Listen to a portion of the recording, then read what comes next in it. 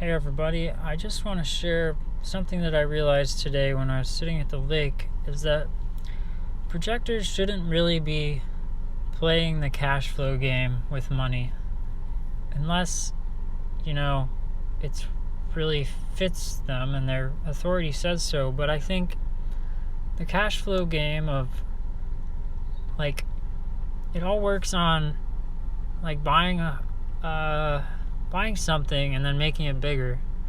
But since the projector doesn't have the energy to buy or invest in something consistently and to keep managing it with energy, because everything takes energy to do work, to perform anything, you have to have energy. So the projector has to have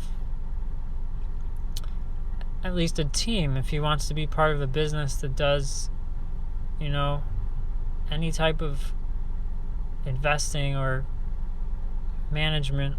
I think it's best if he's part of a team or part of a one-on-one relationship, which is the best, because then that kind of opens up the dilemma of projectors getting into relationships with generators, moving into the same house and having all this social conditioning that we have on planet Earth around okay, how you're friends, now you're married, now you have kids, now you have a house together. How do you get all that to work at the same time as having your own place to sleep away from other people's auras and having your own, how do you get your projectorness to keep going if you're reliant on or if you're in a relationship, a personal relationship with a different type? But that's a whole different dilemma. The thing with cash flow and investing for projectors is that you should be aware that your energy is not consistent. Like Robert Kiyosaki, he has not only a sacral center, which is fixed, but a sacral and he's a manifesting generator. So he can basically use that energy to double what he has, along with his skills. But the other thing I realized is that I had a lot of energy from my mom because she has gate 2 and I have gate 14. So together we formed the channel of the beat. And so it was it's no guess that I became a musician, and I did lots of music. But when I moved away from my mom and went to school in a different town, I didn't have that influence all the time. I didn't come home and feel I wasn't close to my mom anymore. So things started changing, and my life started to evolve outside of who she thought I was and who she thought my occupation should be, and so on.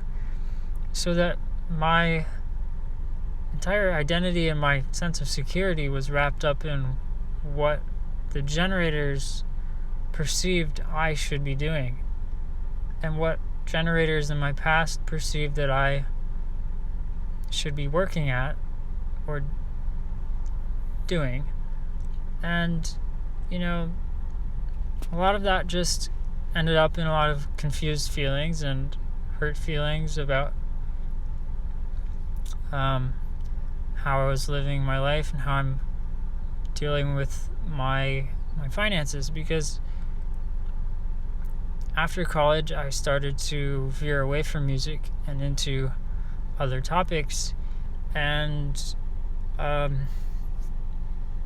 things have been very unstable financially for me, because I'm always on the move and trying to do new things.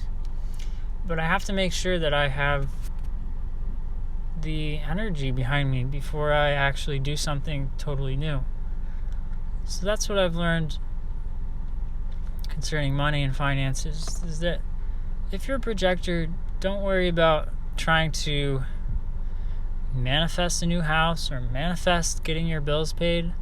Just wait for the invitation and people will help you out. It's part of your aura. It's part of who you are to have support from other people.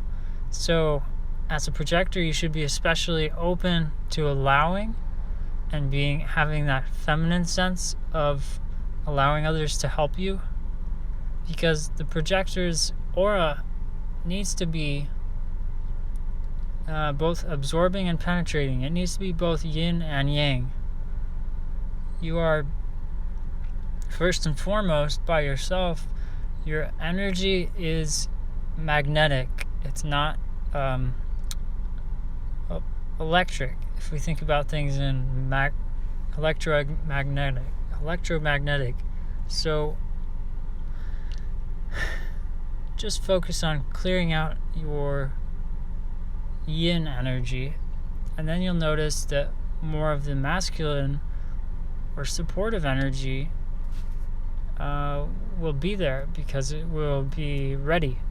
But if you're always in your masculine energy, that's not really your energy, and you don't have the power to do and perform work from that mindset and that stance of being.